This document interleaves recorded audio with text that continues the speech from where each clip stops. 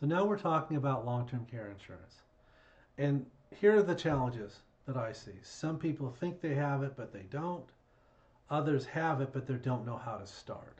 Hi, my name is Phil with Always Best Care. We serve South King County, Pierce County, and Thurston County. And today we're going to talk about long-term care insurance. So what is long-term care insurance? Ultimately, it's an insurance policy that will pay for care that is outside of what healthcare can pay for. Typically, this type of care has to do with what could be called custodial care or activities of daily living.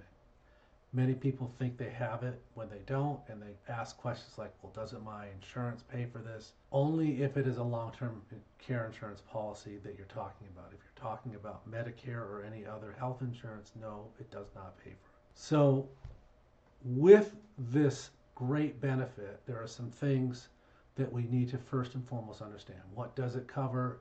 Are there things it doesn't cover? How much does it cover?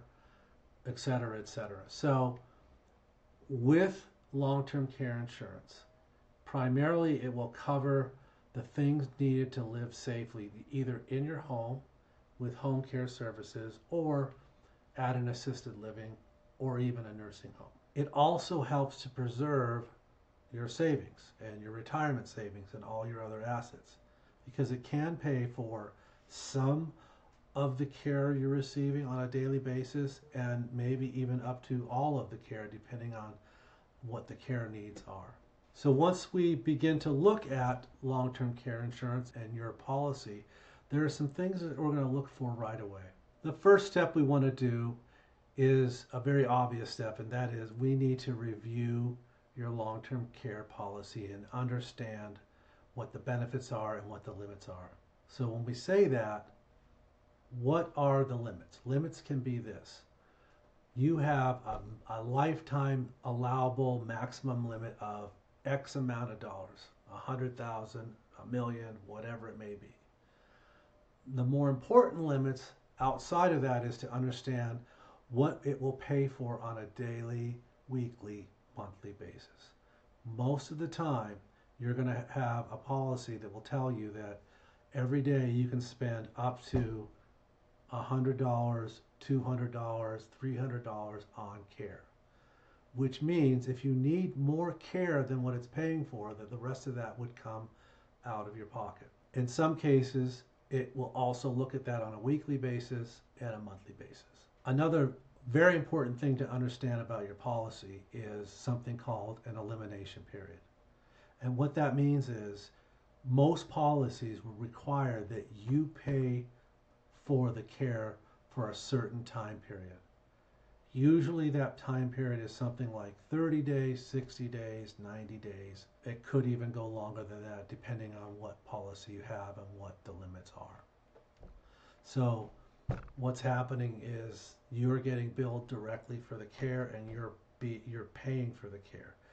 At the same time, the care company should also be sending those same bills to the long-term care insurance company so they can keep a tab on the fact that you are paying for your own care.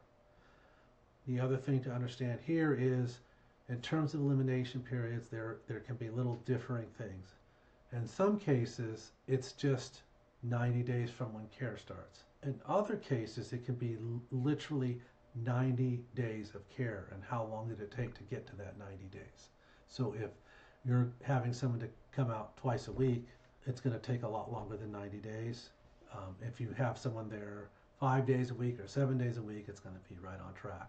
The next step after reviewing all this is now you want to engage your long-term care insurance company and their policies. You're going to get some paperwork from them to fill out.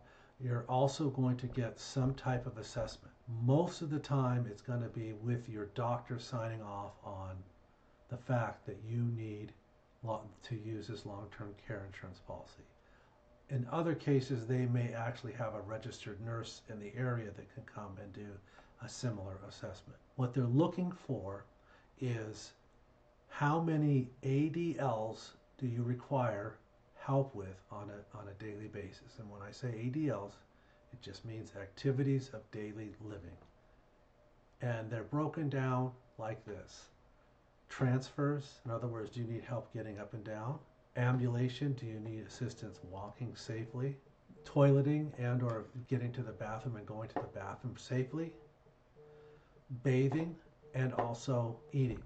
They're usually looking for at least two of those ADLs to trigger the policy to say, yeah, and that's why they want to get a doctor to sign off or a medical professional to sign off on it. Once this has happened, you go through submitting the right paperwork, and then you begin to coordinate with your long-term care insurance company and also with your home care agency to get this on board. The long-term care insurance company many times will need some other information from the home care agency, like their license, if it's a state licensed place, a plan of care, a client service agreement, all the things that lead up to that this is a legitimate organization and they're legitimately going to be providing care for you or your loved one. If you'd like more help or information on this subject, please visit alwaysbestcaretacoma.com.